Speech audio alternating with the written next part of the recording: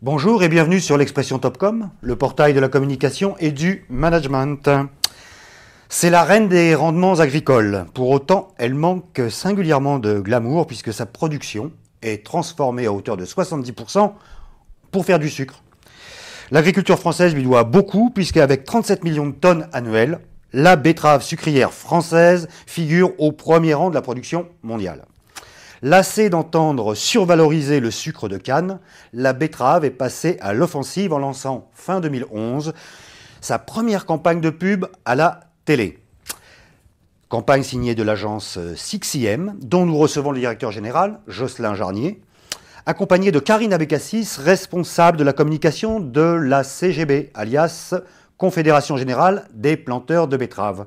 Et avant de rentrer dans le vif du sujet, on va regarder tout de suite le film qui était à l'antenne fin 2011 et puis qui a été repris en mars à l'occasion du Salon de l'Agriculture. En route.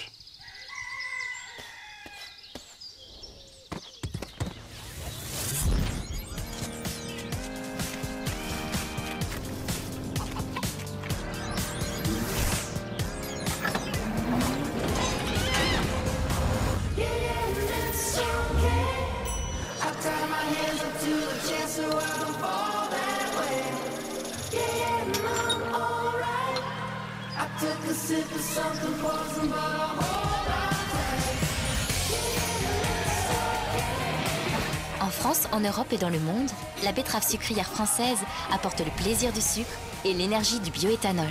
La betterave sucrière, it's better. Bon, alors donc comme le film nous le raconte, c'est pas que du sucre, hein, la betterave, c'est aussi de l'éthanol. Mais avant de rentrer dans la communication à proprement parler, Karine Abécassis, parlez-nous un petit peu de cette filière betterave, de ses enjeux au plan européen, éventuellement mondial.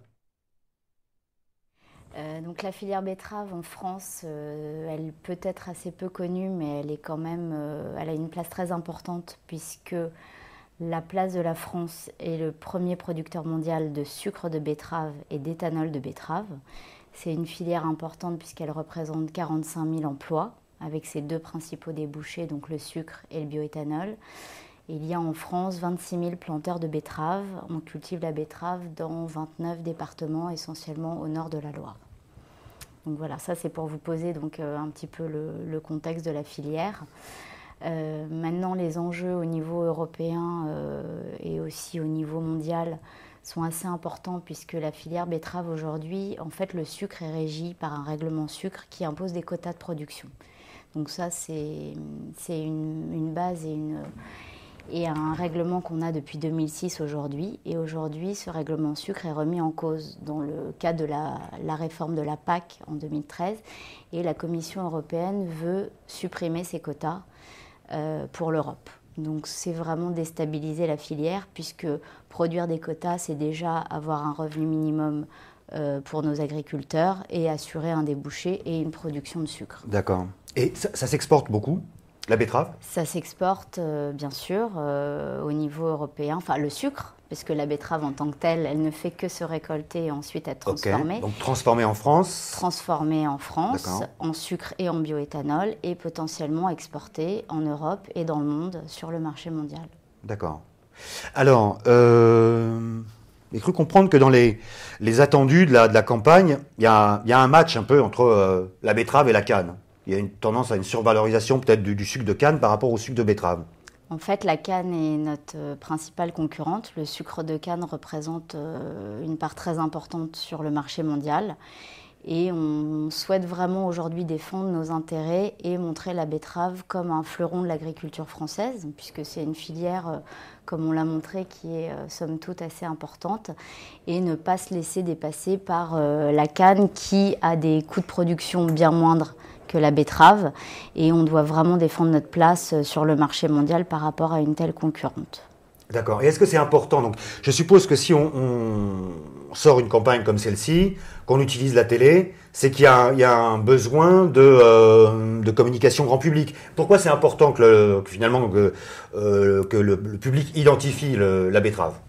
Bah déjà, il faut que le Français moyen, si je puis dire, sache que le sucre qu'il consomme est issu de la betterave sucrière française et fabriqué en France. Donc c'est quand même une des tendances importantes puisqu'on veut vraiment défendre nos industries. Et surtout faire connaître la betterave parce qu'elle est trop peu connue ou voire méconnue avec la fameuse betterave rouge en plus qui est tant détestée à la cantine. Donc vraiment si on veut au moins défendre la plante en tant que telle, faire déjà connaître la base de sa production et de ses débouchés. D'accord. Parlez-nous un peu, Jocelyn Jarnier, de la création et de comment vous avez procédé, à partir de quel brief et comment vous avez procédé. Le brief était assez simple. Personne ne connaît, comme le précisait Karine, la betterave sucrière, qui ressemble en plus... Personne, tu vas peut-être enfin, peu en tout cas. Et nous-mêmes, quand on a été briefés, on la confondait avec sa cousine beaucoup plus connue, la betterave rouge, qui a tous marqué notre enfance à la cantine, comme tu le soulignais. Et le point, c'était tout simplement de la faire découvrir, et puis surtout de mettre en perspective le vrai enjeu de société qu'il y a derrière, puisque c'est une filière, une des premières filières agricoles françaises, c'est une filière qui est très très forte économiquement, qui crée beaucoup d'emplois, donc il y avait une nécessité de mettre en perspective, au-delà de la faire connaître, tous les enjeux et tout ce qu'elle représente derrière. Donc la facture de la campagne, on va dire, est assez classique, puisqu'il s'agissait de faire de la pédagogie, et très vite on s'est dit il faut absolument qu'on arrive à créer un lien affectif entre la représentante de cette filière, qui est évidemment la betterave, et qui est très peu connue, de la faire connaître. Et donc on est très vite arrivé à se dire il faut qu'on crée un personnage, évidemment pour le rendre le plus émotionnel, pour créer un attachement avec le public, il faut qu'on la travaille, donc évidemment en image de synthèse et en 3D, pour avoir ce personnage qui peut du coup amener les gens à se projeter. Et c'est ce qui s'est passé. Donc ça, sur le film publicitaire, la création du personnage, c'était quelque chose d'important. Puis la deuxième chose qui nous tient très à cœur chez 6M, c'est qu'autour de ce personnage, évidemment, on peut créer toute une histoire qui va bien au-delà du film télévision, puisque la télé, aujourd'hui, évidemment, est capitale pour toucher un maximum de gens, surtout dans la cible qu'on a, mais le web doit être le prolongement naturel pour continuer à la faire vivre auprès du reste du public. Et donc nous, dès le début, on a pensé à créer ce personnage pour lui donner une vie encore plus longue sur le web, et ce qui est le cas, puisqu'aujourd'hui, on a réussi à rassembler en 6 mois plus de 60 000 fans sur Facebook pour quelque chose, et pour, on va dire, un légume qui n'était pas connu il y a encore 6 mois. Une plante qui n'était pas du tout connue il y a 6 mois. Et donc ça, c'est quand même une belle fierté. Et on a lancé aussi un social game sur Facebook. On a déjà plus de 10 000 joueurs. Il a été lancé il y a une semaine. D'accord, mais le personnage d'animation donne l'impression qu'on a peut-être envie de parler aux enfants. Est-ce que ça faisait partie de l'objectif ou pas?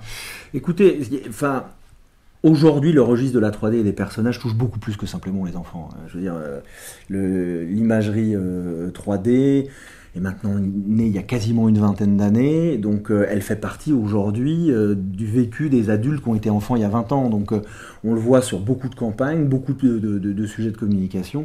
Aujourd'hui, les personnages animés font partie de la vie des petits comme des grands.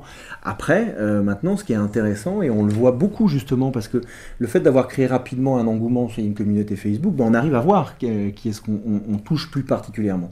Et il est vrai qu'on voit, enfin en tout cas de jeunes adultes, donc entre 13 et 17 ans, qui sont particulièrement fans en tout cas du jeu et fans de l'égérie.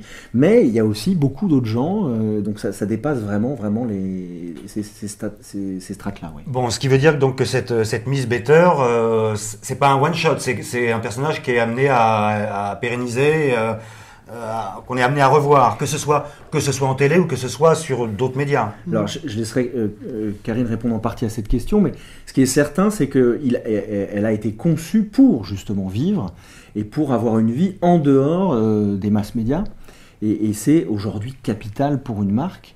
Parce qu'aujourd'hui, Better City, on peut le dire, Miss Better, est une marque. Et elle a été conçue comme une marque, avec un capital de marque, pour raconter quelque chose.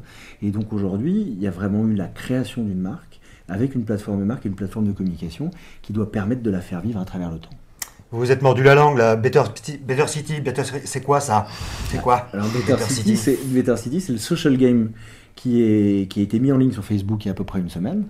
Et encore une fois, avec la même vocation que le film, c'est-à-dire une vocation pédagogique et ludique, à savoir, vous gérez une exploitation de betteraves, et ensuite vous décidez soit de raffiner en sucre, soit de raffiner en bioéthanol, et vous avez des missions qui sont envoyées par les villes voisines, qui ont besoin soit d'alimentation et de denrées alimentaires faites à base de sucre, soit de ressources énergétiques, pour faire, par exemple, fonctionner une flotte de bus dans une municipalité, etc. D'accord.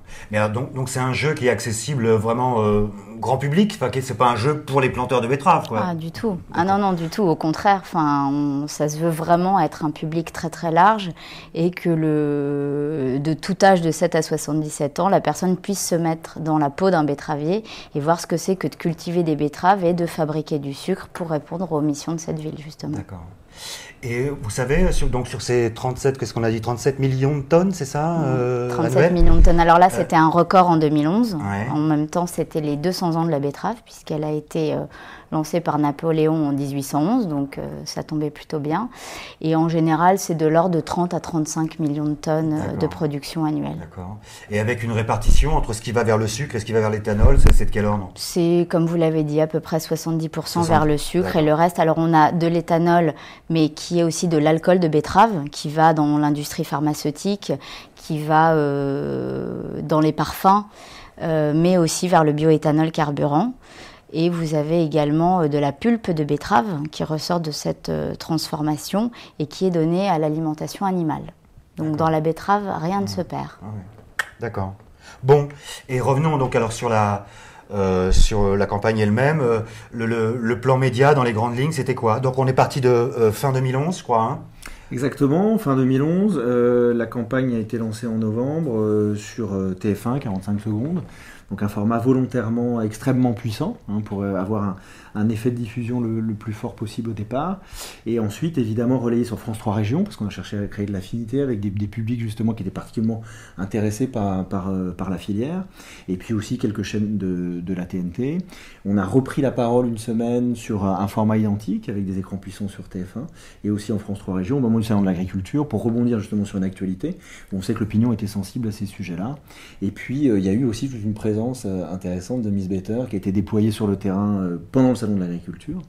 Et ça a été aussi à un moment de voir, c'est toujours assez intéressant quand même de voir l'engouement suscité, puisqu'il y avait une opération de photocall où les gens pouvaient être pris en photo avec Miss Better, qui avait été personnalisée en personnage. Et on l'a vu, des queues, des enfants, des parents, et avec un nombre de photos, je crois qu'il y a eu plus de 8000 photos qui ont été prises. Alors, si on raisonne sur les médias tradis, c'était du 100% télé. Ensuite, on est sur du digital. Alors, c'était de la télé et couplé avec ce qu'on appelle de l'alternative TV, c'est-à-dire de la diffusion massive du film en format vidéo web. Donc non seulement avec de la catch-up, mais aussi de la bannière vidéo. Ce qui permet de donner de la puissance encore plus au dispositif. D'accord. En achat média, c'est qui? C'est vous ou c'est une agence média? Non, c'est nous. C'est l'agence. Moi aussi, puisqu'on a la particularité chez SixM d'être à la fois une agence de publicité qui fait des plateformes de marque et qui fait des créations. Et de la création et aussi une agence média. Alors, qu'est-ce que ça nous donne en termes de... Qu'est-ce qu'on a comme résultat on est 6 mois après la campagne. Est-ce qu'elle a été post-testée ou qu'est-ce que vous avez? Il y a eu un pré-test, un post-test, déjà pour mesurer effectivement la connaissance sur la betterave sucrière française. Donc ça, c'était intéressant pour nous de voir que le film a eu un vrai impact sur la connaissance, en tout cas, des débouchés de la betterave sucrière française. Et on a eu de très bons résultats. On a eu 85% de la population de plus de 15 ans qui a vu le spot 6 fois. En moyenne 6 fois, et à peu près les mêmes pourcentages pour tout ce qui est alternative télé sur le web. Donc on a eu vraiment un très très bon accueil du spot. Ça, à 90%, les personnes interrogées ont vraiment apprécié la copie. Et en termes d'adhésion, je dirais, de la profession, est-ce que c'était important? C'était important. C'était important pour nos planteurs de betteraves avant tout, de faire connaître leurs plantes, de faire connaître leur travail. D'ailleurs, on le voit dans le spot, il y a un agriculteur au départ qui prend sa betterave et qui la caresse, qui enlève la terre. Et c'était important pour la profession de se reconnaître là et de communiquer vers le grand public. Pour aussi l'image des agriculteurs. Alors, est-ce que ça veut dire qu'il va y avoir une suite? La suite, elle se joue comment? La suite, elle se joue maintenant à tout moment. Nous, on se sert maintenant de cette effigie, comme le disait Jocelyn, sur le terrain aussi. Pour l'instant, on n'a pas de campagne spécifiquement programmée sur l'année qui vient. En revanche, on a la page Facebook sur laquelle voilà, on tient particulièrement, qu'on entretient et on se donne des vrais moyens. On a le jeu Better City qui est le vrai prolongement de toute cette campagne. Et on a ensuite sur le terrain Miss Better qui va relayer nos messages et présenter notre filière au Mondial de l'automobile, puisqu'on aura un stand au prochain mondial qui démarre fin septembre et au prochain salon de l'agriculture. Donc nous, ensuite, tous les moyens sur le terrain sont bons pour présenter Miss Better et la betterave. Ok. Et donc l'animation de la communauté Facebook, elle est chez vous ou elle est chez 6M? Elle est chez 6M. Elle est également gérée par nous. Ce qui est important de bien voir, et nous on est très très contents de la campagne et de notre collaboration parce qu'on a eu vraiment l'opportunité, une relation de confiance qui nous a permis de travailler sur tous les aspects de la campagne. Depuis la création, depuis le tournage du film, jusqu'au plan média et en passant par l'animation de la communauté Facebook. Et je pense que le succès de cette opération est vraiment lié à ça, avec des équipes chez nous en interne qui du coup ont pu suivre de la création du personnage jusqu'à l'animation. Et c'est très important, des gens qui sont impliqués très fortement, même affectivement avec un personnage qu'ils ont créé derrière et qu'ils le suivent en animant la communauté, je pense que ça fait vraiment la différence au final. D'accord. Sur la relation agence-annonceur, est-ce que c'était une première collaboration ou pas? Quelle antériorité? C'était déjà une première collaboration. Pour la betterave, c'était déjà une grande première que de se lancer en campagne de publicité massive puisque ça n'était jamais arrivé dans l'histoire. Et pour nous, c'était important justement d'avoir cette vision à 360 et de confier ce projet de A à Z à une équipe qui s'impliquait depuis le début et qui avait à la fois la version média et la version web. D'accord. Et alors, vous nous avez amené ça aussi, hein, la Sacrée Betterave 1811-2011.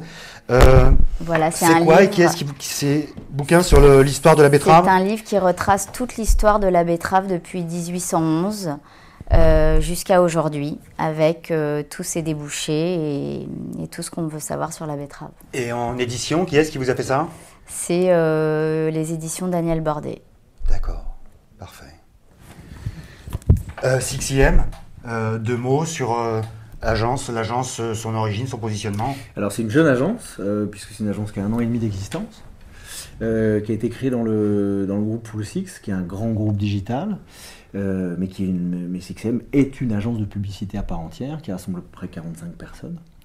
Voilà, et puis qui est très content de faire des projets comme Miss Better, et puis qu'on a pas mal d'autres à son actif. On est aussi l'agence de la Poste Mobile, pour laquelle on a fait la campagne de lancement de la marque. On est en fait assez spécialisé dans la création de nouvelles marques ou certaines marques un peu plus anciennes qui ont envie de redynamiser leur image, parce qu'aujourd'hui je pense que la mutation qui nous entoure, hein, et dont tout le monde est conscient, nécessite de revoir la manière non seulement dont on communique, mais aussi la manière dont on se fait les marques, au-delà de la manière dont elles s'expriment.